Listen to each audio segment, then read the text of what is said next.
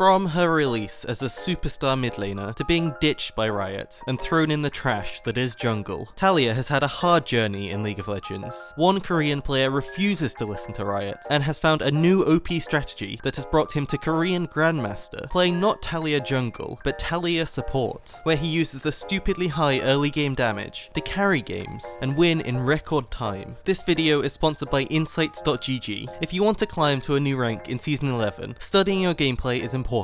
Insights.gg has officially launched version 1.0, integrating their high-performance game recorder that allows you to take notes and automatically highlights game events with their all-in-one collaborative hub, making it easy for you to review your gameplay after every match. I thought this sponsor would be perfect because I always recommend watching your own replays to improve, but this is actually even better than that, because it shows you your mouse movements, camera movements, and exactly how you used your skills, which you cannot see in normal League replays. So these might be really important areas that can now be improved using Insights.gg. It's free to download, there's a link in the description, so give it a try today. Our Taliyah player is named PMD91. He is one of the oldest players we have found on this channel, having started playing League in Season 1 back in 2010. Like many old players back then when he discovered the game, he knew he had discovered something special. He told all of his friends about it and played it constantly. PMD was already a competitive gamer before he started playing League, so in Season 2, he'd already made it up to Diamond. Swapping from support to AD carry to mid over the course of the seasons, he was able to reach Master for the first time in Season 4, using LeBlanc.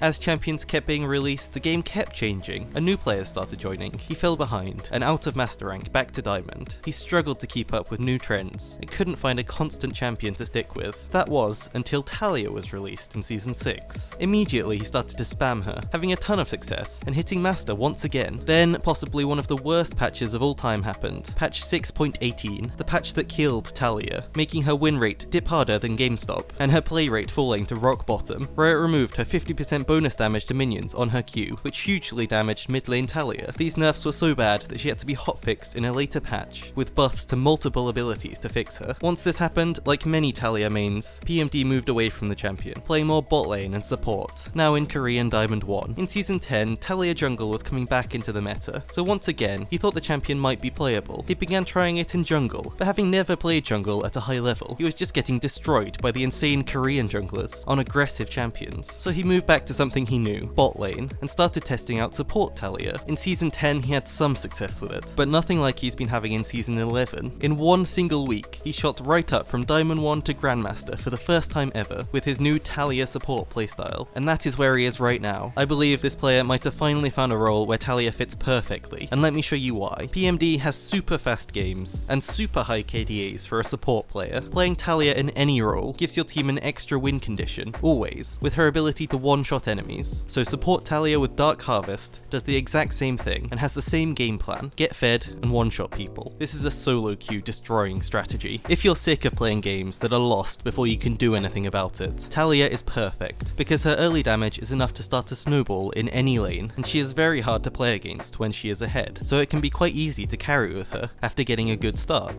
Taliyah support also has great matchups against lots of meta supports at the moment, so this player often has a great laning phase. For example, against Lulu or Enchanters, they are immobile and find it hard to avoid Taliyah knockup, as well as getting destroyed late game by her damage. Engage supports like Alistar get poked down by Taliyah's early long-range damage, so they don't even get to engage. And Season 11 has even given Taliyah a secret weapon. The hardest thing to learn when starting out with Taliyah is how the W even works. It's the weirdest skill shot in the game, having two different inputs at once. With an Everfrost build, Taliyah support no longer has to worry about learning this, making it a great strategy even for beginners. Just use Everfrost to fill an area with CC, and land a free knockback into your insane damage. In lane at level 1, our Taliyah takes Q. This level 1 damage is ridiculously high, and on a very low cooldown for not much mana. Think about it, Riot balanced this ability to kill camps, because Riot want her to be a jungler. So at level 1, your leashing is insane. This player even throws an extra full Q at Gromp to supercharge his jungler's clear before he gets to the wave, in time to grab all of the XP. At level 1, PMD uses Q to poke in lane. There is not a single support in the game that can match this damage. 250 damage per Q if you land all 5 rocks, means you can just walk up at enemies level 1 and and beat them, PMD is trying to poke them down for a kill at level 2 or level 3. At level 2, PMD takes W, the main CC and pick tool. A W here can lead to a kill with follow-up from Q damage and your AD carry. But level 3 is really where Taliyah gets an overload of damage. Level 3, PMD takes E. From here, Taliyah has enough damage to solo kill any champion, because she's a jungler. She needs a good level 3 to gank, right? PMD uses bushes to set them up. Throwing W while they're locked down in an auto attack or trapped inside a wave means that the CC cannot be dodged. Compare this to a normal support like Thresh. He needs to avoid all the minions, outplay the enemy AD carry, hit a hook, and then he fully relies on his own AD carry to do the damage. Taliyah can use W on enemies who are hiding behind minions, and then kill them herself afterwards. One really important thing is that PMD does not use his E unless he knows his W is about to land. You can use your E as they are in the air to make sure the damage goes through. You don't need to waste your mana on missed Ws, otherwise this playstyle can run out of mana. On his first base, PMD sometimes roams immediately to top lane. This is an uncommon support cheese strategy that works well because people assume it's very risky, but Taliyah is a jungler, right? So she has all the tools to make a quick gank work, then use her passive movement speed to surf back to bot lane. Levels 4 and 5 he returns to lane, looking to poke, push wave, chip down the enemy tower, and go for kills underneath it, throwing W to look for picks, and following up with a ton of damage if they ever land. At level 6 PMD gets his wall. Normally this is quite a boring ability that doesn't give much, but on support Taliyah it has a new use. As a champion based in one lane, you're reliant on that one lane for your resources, so you need to keep going back to it. But then, how do you affect the rest of the map? Well, Taliyah now has the equivalent of a TF ult for ganking lanes. Move out of lane with passive movement speed, surf to a lane, and then use the wall to cut off enemy escapes, as well as get you on top of them to set up a free damage combo and a free kill. Oh, and if he gets in any early fights, as a jungle champion, your base damage is insane, so you will be contributing a lot to early skirmishes as well. One good W toss into your team is a free kill. Speaking of ganking, he's actually ganking more than his jungler, especially in mid game, where he's playing like a jungler, not like a support who sits with their AD carry. He roams and makes plays of his own. He now actually becomes a support for his jungler, moving and invading with him, making picks together. Taliyah can also steal the enemy blue at any point.